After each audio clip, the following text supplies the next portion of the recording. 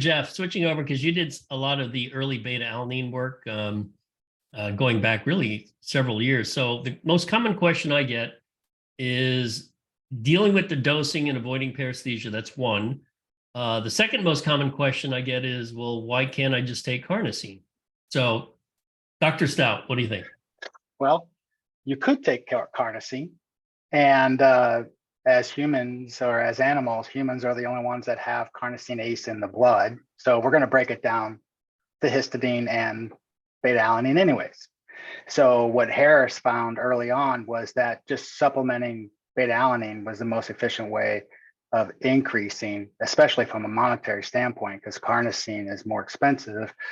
And beta alanine, when it is taken up into the muscle, is the rate limiting substrate in order to stimulate the synthesis of carnosine. So that's where that came from. As far as attenuating the sort of niacin feel, I guess you call it. There's been the sustained release formulas. Some people say if you take it with a carbohydrate sort of protein, but some people are really sensitive to it and some people are not. And I barely feel anything. And I'm through a wall when I take it. Yeah, well, and Fukuda, he actually is super sensitive. He starts feeling it on his lips as soon as he starts drinking it.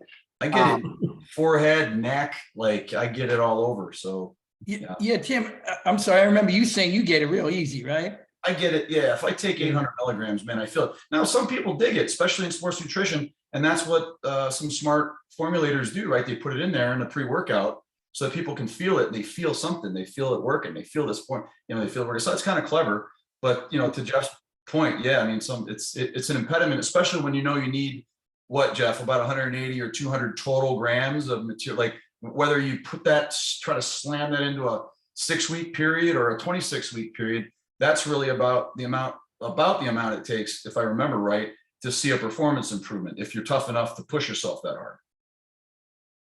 Yeah, in fact, about 10 years ago, maybe 12 years ago, we did a study with Abbott in which we looked at, they formulated Ensure. So that at the time they were building different Ensure sort of lines, Ensure Health, Ensure Muscle, and those kind of things.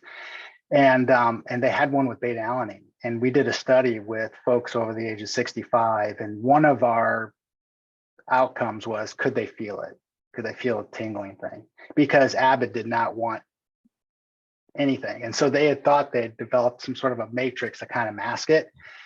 But still about 20% of the people still felt, the paresthesia. And so they never moved forward with it. Although the results, and we published them, so it's not confidential information, showed an incredible increase in physical working capacity. I think even we showed hand grip strength, and they weren't training; they just supplemented. Wait, and like you said, how old were these people? 65 plus. And so, and they accumulated over. I think we gave them enough over a period of time to accumulate over, I think, 180 grams total. I think probably over several weeks. There you go. But that's the magic number, man. From what I gleaned from the literature, that's the magic number. So if you tell someone, Tim, if you tell someone 1 gram every day for 180 days, you're good? Shit. I mean, in theory, yeah, I guess. But so, and this is a blatant plug here. I'm going to tell you, I'm going to send each of you guys a pouch of an ingredient matrix called Beta Prime. Beta Prime is something that the late Dr. Hector Lopez and I patented a few years ago. And it's a combination of a couple of different ingredients that can absolutely attenuate the paresthesias. We don't know exactly how. We think it's modulating the NMDA pathway or the G-coupled itch receptor and so on, but it absolutely works. And the whole reason why we invented it was because we were both so sensitive to beta alanine in the first place. And I wanted to see the performance that, as I wanted to tap it out. I wanted to see if we could load with beta alanine like you can with creatine and do it in a week to 10 days. And so I think we've nailed it. Now we haven't published a study yet because I haven't made any damn money on the product, but it's out there. It's being sold.